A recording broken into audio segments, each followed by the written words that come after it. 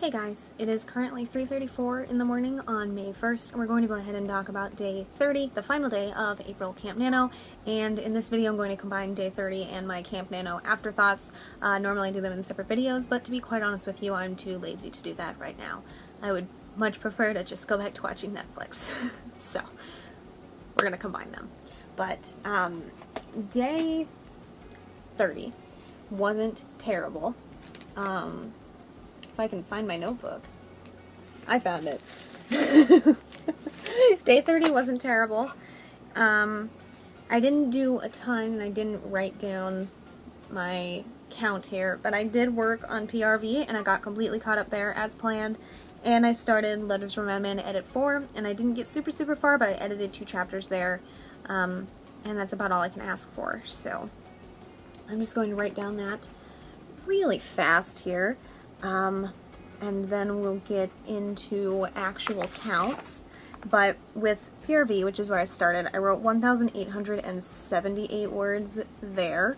It took quite a while, but I did catch up, which is great.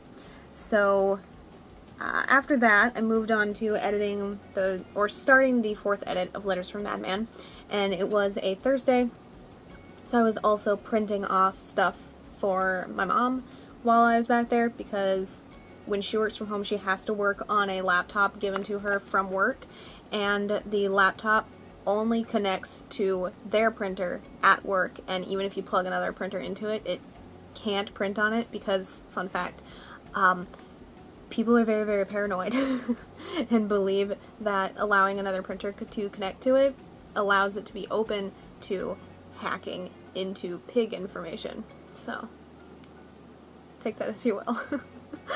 But, in between doing that and printing stuff off, I was editing, and I was up forever. I was up until well after noon, so I also didn't do anything else after I woke up, because I didn't wake up until after 10. But I edited 2 chapters in Letters from Madman, and that was 2,600 words, and things are going great there, by the way. Last edit, I made 133 changes total, which is not good, by the way. That number should be much higher. Much. But so far in these first 2 chapters, I've made 64 changes, which is great. I'm actually paying attention to the words, I'm paying attention to the sentences, I'm actually looking at the grammar, I'm making a ton of changes, and that's excellent. The book needs the changes, the book needs the betterment. Knowing those numbers are higher than last edit already, it makes me feel a million times better. Things are going great there. But I have 35 chapters in total to get through. I got through the first 2 yesterday. Very happy with that. So, total numbers, we're looking at 67,686 on the written count and 35,232 on the edit count, and I will just show you both of them here in one go. There you go. I didn't meet my editing goal. I was off by I was off by 4,800, give or take. And my written goal I surpassed by 7,686, which is great. I hit that 60,000 mark on day 25, I think, which last year would have been way behind where I was, but this year, way ahead of where I've been. This year, I only meet my goals by lowering them from where I started, and I only meet my goals on the last day of the month. So actually hitting that goal and hitting it on track was amazing, and I'm so damn happy that I met it.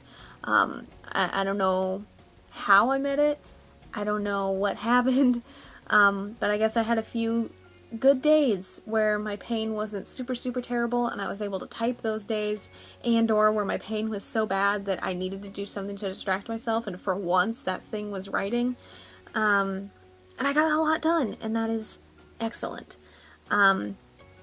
I didn't hit my editing goal again. Letters from Madman tripped me the hell up. Edit 3 was supposed to be done before April. I was supposed to start Edit 4 and Edit 5 in April, so I should have edited well over 40,000 words, closer to 80,000 by the end of the month. but it just didn't happen. Edit 3 dragged on, it continued out. The only reason I'm done with Edit 3 is because I finally gave up and said that, you know, sticking on this edit is bad for the book, it is bad for me.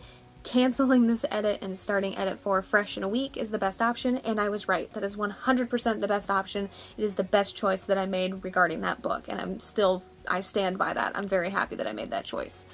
So because of that, I didn't meet my editing goal, which is fine. I met my writing goal, and I'm very damn happy about that.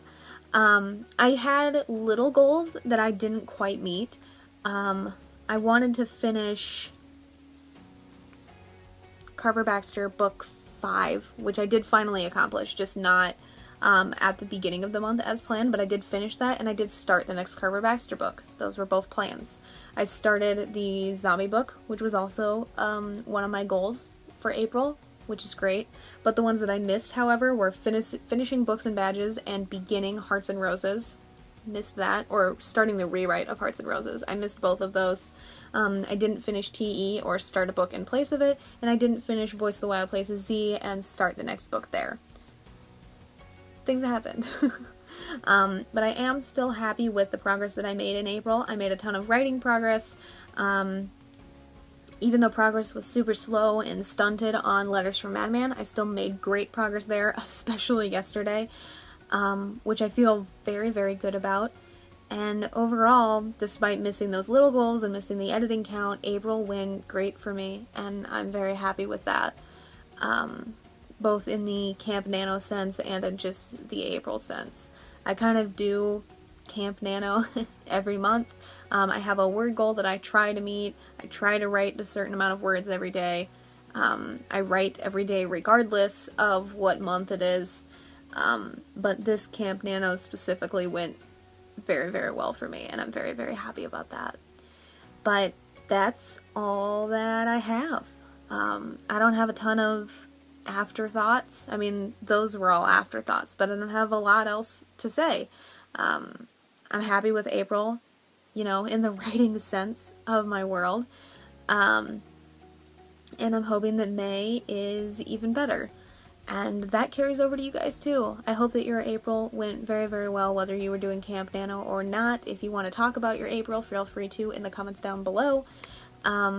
And I hope that May is even better for you. I hope things start to normalize eventually. I know that's been very, very hard for a lot of creative people.